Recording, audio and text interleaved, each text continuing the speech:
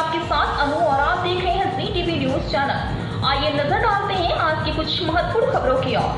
क्रेडाई अहमदाबाद ने 5 से 7 जनवरी तक गणेश मैदान एसजी रोड अहमदाबाद में 18वें ग्रीहेड प्रॉपर्टी शो का आयोजन किया है। क्रेडाई अहमदाबाद द्वारा आयोजित यह गुजरात का सबसे बड़ा प्रॉपर्टी शो है।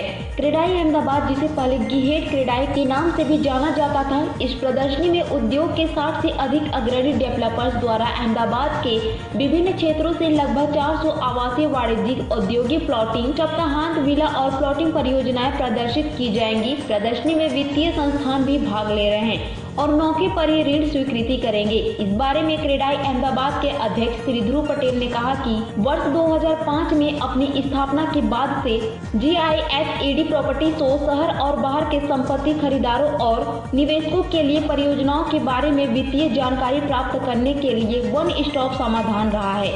पेश अहमदाबाद से नीता लिंबाचिया की खास रिपोर्ट।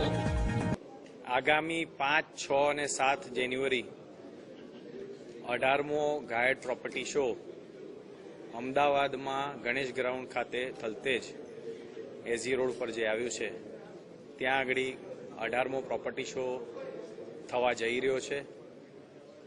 તો આ માધ્યમથી મારે અમદાવાદના બધા જ સિટીઝન્સ અને બીજા જે લોકો અહીંયા અમદાવાદમાં માઇગ્રેટ થઈને આવેલા છે એ લોકોને મારે ખાસ આમંત્રણ આપવું છે કે આપ સૌ ગાયડ પ્રોપર્ટી શો જે વન સ્ટોપ સોલ્યુશન છે, બધી જ પ્રોપર્ટીઝના ઓપ્શન જોઈને, વિકલ્પને જોઈને ઇન્વેસ્ટ કરવા માટે, તો આપ સૌ મોટી સંખ્યામાં આવો અને આ શોનો જે ક્રેડાઈ અમદાવાદ આયોજન કરે છે એનો લાભ લો।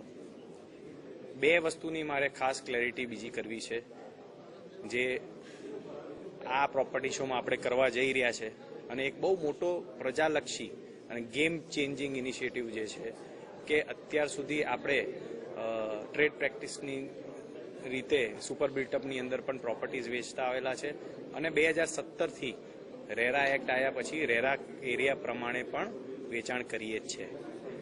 હવે ટાઈમ આવી ગયો છે કે અમદાવાદને આપણે ગુજરાત નહીં, ઇન્ડિયા અને આગળના દિવસોની અંદર ઓલિમ્પિક્સ આવવાનું છે તો દેશ વિદેશના પણ લોકો આવે અને ઇન્વેસ્ટ કરે, એના માટે વધારે ક્લેરિટી મળે અને એપલ ટુ એપલ કમ્પેરિઝન કરીને પ્રોપર્ટીઝમાં નિવેશ કરી શકે, એના માટે રેરા એરિયા ફક્ત રેરા એરિયા પ્રમાણે જ સેલિંગ કરવાનું પણ એક ઠરાવ આજે બી ડોક્યુમેન્ટેશનની અંદર આવે છે અને સુપર બિલ્ડઅપ આવતો નથી। એટલે ટોટલ એરિયા જ્યારે બી તમે કોઈ બી કસ્ટમર સાઇટ પર જાય અને સાઇટ પર જઈને પૂછે કે ભાઈ ટોટલ પ્રાઇસ ભાગ્યા ટોટલ રેરા એરિયા કરે એટલે એને એક બેન્ચમાર્ક મળે કે મારી આ કિંમત આવે છે અને એને કમ્પેર કરવી હોય તો બે પ્રોજેક્ટમાં એ કમ્પેર કરી શકે કે મને શું વધારે ક્યાં ચૂકવું છું, ક્યાં ઓછું ચૂકવું છું। એનું કારણ એ છે કે એની એમ્યુનિટીઝ છે ને ભાવથી તોલાશે કે ભાઈ આમાં એમ્યુનિટીઝ આટલી વધારે છે, આટલું વધારે બાંધકામ કરી રહ્યું તો ભાવમાં ડિફરન્સ છે।